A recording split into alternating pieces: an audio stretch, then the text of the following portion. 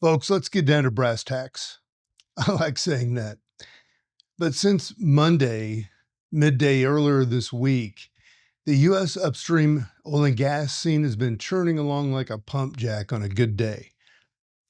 I've got the straight dope from the rigs to the boardrooms, and here's what's shaking as of midday today, March 27th. Rig counts and roughneck hustle. The word from Baker Hughes is that U.S. rigs are ticking up. First time in 3 weeks. We're at 510 total, with oil rigs nudging up by 2 to 413 and gas holding steady at 94. It's not a barn burner, mind you, but still, it's down 81 from last year, but it's a shot of adrenaline for crews who have been, twiddling their thumbs out in the fields. Boots on the ground are calling for a flicker of life in a sector that's been chugging along on fumes. Permian's growing pains. Now, let's talk about the Permian Basin. Big dog of U.S. oil. It's hitting some geological speed bumps. Growth slowing to a measly 250 to 300,000 barrels a day in 2025, the weakest since COVID knocked us flat. Midland's 2/3 tapped out. The Delaware is over halfway gone.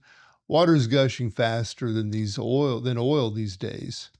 Occidental's Vicky Holub reckons we'll peak between 2027 and 2030 before the slide starts. Calling it like I see it, the golden goose is getting tired, and that's the raw truth for upstream hands. The Dallas Fed weighs in. Dallas Fed energy survey dropped this week, and it's a mixed bag. Q1 2025's activity index climbed to 2.0 from a gloomy 8.2 last quarter. Upstream's pulling the weight here, but costs are creeping up. Drilling a well's 4% pricier thanks to the 25% steel tariff, and finding oil's hitting $693 per well, up from $684. Jobs are inching along too, with employment index at 8.8. It's not the boom, but it's not the bust either.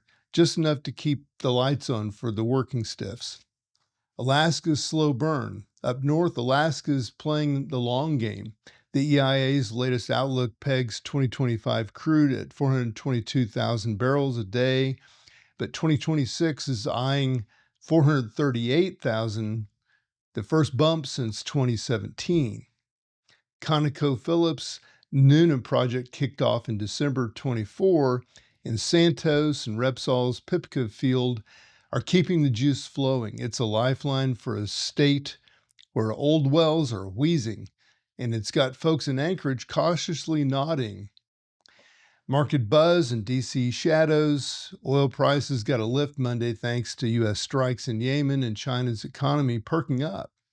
Good vibes for upstream wallets, but don't get too cozy, for frac crews are down to 215, half of last year's tally, and crude's been stuck in neutral for 2 years. NGLs are the only ones growing.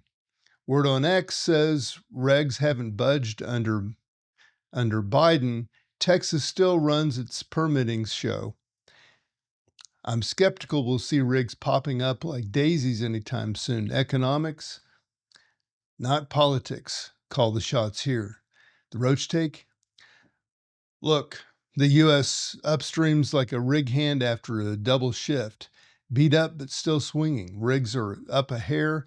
Alaska's got some fight left, and the Permian's creaking under its own weight. Costs are biting, and flat production's the name of the game till late 2020's peak. Holub's hinting at it. It's gritty, it's real, and it's where the rubber meets the road for this industry. Mark Roach, FutureWise Energy, signing off.